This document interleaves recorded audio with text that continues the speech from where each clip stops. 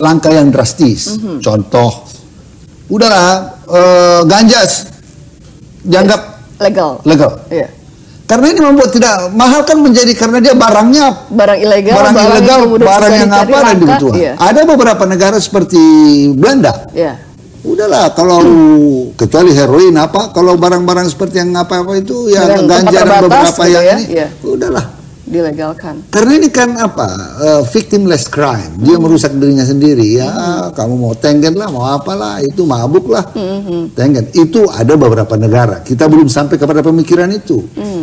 Ada beberapa negara lain dalam mengatasi overkapasitas membuat amnesti besar, membuat gerasi besar. Pernah saya pikirkan dan saya pernah bicara dengan Pak Presiden. Saya berbicara dengan Ketua Mahkamah Agung untuk membuat gerasi besar kepada pengguna narkoba. Waktu itu kita hitung-hitung 15.000. For some reasons adalah saya nggak perlu sampaikan.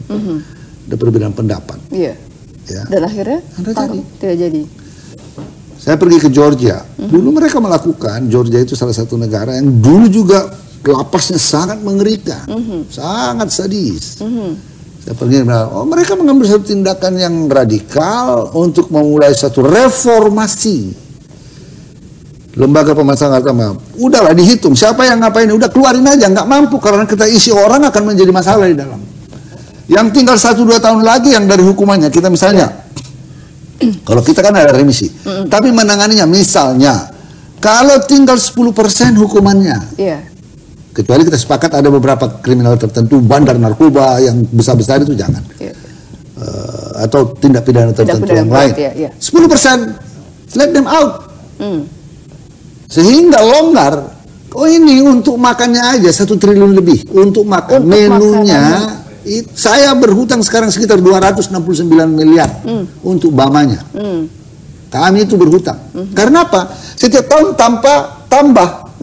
Tidak masuk dari prediksi apa. Karena menentukan jumlah makanan sekarang adalah jumlah narapidana sekarang. Jumlah narapidana yang sekarang yang nanti itu kan sudah bertambah. Itu tidak masuk dalam plafon yang sekarang. Sehingga selalu ngutang. 269 sekitar 200 miliar lebih utang Bama. Coba kita kasih makan. Udahlah, tinggalkanlah sifat punitif. Masyarakat kan suka memasukkan orang ke lapas, sukanya mau.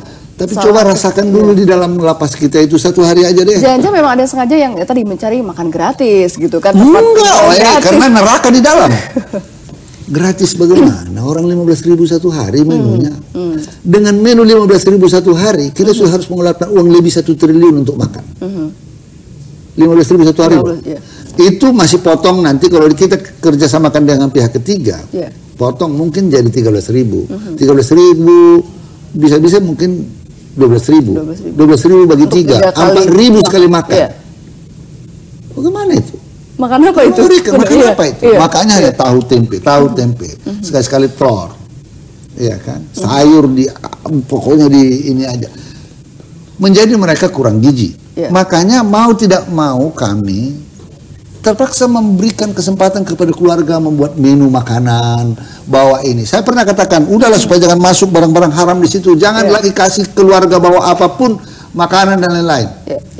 Kelapas dan bilang, Pak, menu makanan mereka 4.000 sekali makan. Bisa semua nanti itu malnutrisi. Busung, lapar semua nanti. Kena lagi nanti pemerintah. Kita bilang melanggar HAM lagi. Maka kita kasih keluarga bertamu, kasih. Tapi kadang-kadang ini kesempatan digunakan menyelundupkan handphone, kadang-kadang dibawa nasi, diselundupkan. Kemarin ada kalapas yang bilang charger, bukan charger, apa namanya, barang apa lah itu, baterai apalah, seperti power bank gitu, bukan power bank, apa apalah, seperti kotak apalah itu, ini tempat obat lah, apa, taruh di dalam. Pak, pintar sekali mereka. Selalu ada akal. Ada aja akalnya. Karena kalau di nasi itu diikat plastik, di bawah nasi itu ditaruh. Kan nggak mungkin lah. Kadang-kadang sampai diaduk. Kadang-kadang ada perasaan. Apalagi kalau ibu-ibu yang bawa nggak diaduk gini nasinya, nanti basi atau. Jadi memang selalu kan orang-orang mencari jalan dan karena kekurangan staf tidak mungkin lagi teliti. Saya buat contoh ini. Di rutan Medan itu 3.500 misalnya. Katakan yang bertamu itu hanya 1.000, sepertiga. Oke. Sepertiga, 1.000 satu hari bertamu. Tentu satu tamu ada yang bawa anak, bawa ini. Coba bagi itu waktunya. Apa enggak ini petugas kadang-kadang mabok kepayang dia untuk melayani satu-satu keluar. Jadi kadang-kadang kelemahan itu memang kadang dimanfaatkan. Saya tidak mau juga, saya tidak menafikan bahwa ada juga kadang membuat kesempatan kepada petugas, cincai-cincai. Tetapi karena persoalannya di situ. Baik. Jadi saya kira kami tahun lalu menambah kapasitas sekitar 30.000. Ya. Enggak sampai 30.000. Tapi yang nambah itu jauh lebih besar dari yang kemampuan kita membuat tambahan. Remisi kan terbatas. Banyak sekarang bahkan kita kasih remisi aja marah-marah. Ya kan? Mengapa dikasih kesempatan? Mengapa kasih remisi? Hukum saja seberat-beratnya boleh, tapi lihatlah kegagalan di Amerika Serikat. Amerika Serikat itu padahal di sana juga sudah memberi kesempatan remisi PB yang cukup baik. Tapi Amerika itu karena juga masyarakat cenderung punitif. Mereka lah sekarang rasio terbanyak warga binaan mereka. Dan kemampuan mereka untuk menampung, habislah uang untuk terus membangun lapas. Di Belanda justru lapas kosong. Padahal lapas Belanda itu, lapas di Eropa itu makanannya roti, keju, ada TV, ada perpustakaan. Tapi jadi kosong. Nyaman gitu ya? Banyak yang kosong. Oke. Kenapa bisa sampai kosong? Paradigmanya dalam melihat. Sebetulnya pidana itu adalah ultimum remedium. Yang paling jalan keluar terakhir. Kalau masih bisa kita taruh di luar, kita bimbing, taruh di luar. Ada konsep restoratif justice. Dulu kan ada nenek-nenek yang mencuri apa? Kenapa harus ditaruh di dalam? Mengapa tidak kasih kita kerja sosial? Nah, di rencana undang-undang KH pidana yang akan datang kita sahkan, konsep restoratif justice itu sudah kita sebut. Jadi kita mungkinkanlah itu nanti kerja suruh sapu jalan, kerja suruh di menyuci piring di mana, atau kerja pelayanan publik di rumah sakit. Yang punya keahlian IT tolong sana, yang punya keahlian ini tolong sana, kecuali yang berat-berat. Jadi paradigma kita terhadap punishment harus kita ubah.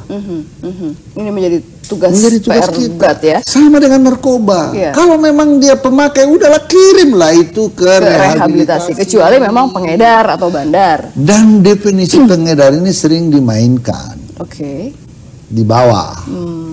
Misalnya ada yang ketangkap 3 butir sabu. Sebetulnya 3 butir ini untuk dia. Stalking namanya. Kadang-kadang penyidik mohon maaf dibuat jadi kurir. Dibuat jadi kurir. Sehingga dianggap dia pengedar. Hukumannya 5 tahun, tidak bisa dapat remisi. 5 tahun lebih, tidak bisa dapat remisi karena PP 99. Nah, saya dulu ya, ini nanti akan saya tunjukkan videonya. Baik. Saya pernah juga ke Makassar.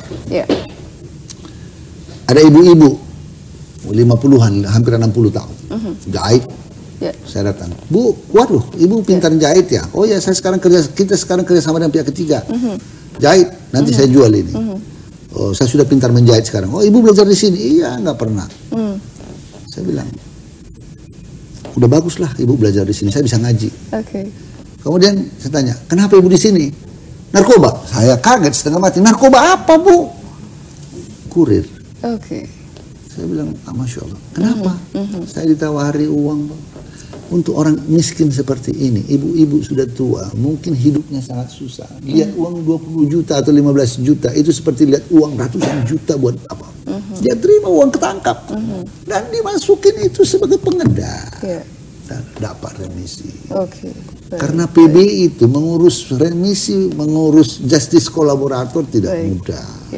Jadi harus merubah paradigma itu ya, harus diubah ya. Baik, kita akan lanjutkan kembali obrolannya Pak Menteri. Kita akan kembali usai pariwara, tetaplah bersama kami di Tokoh Kita.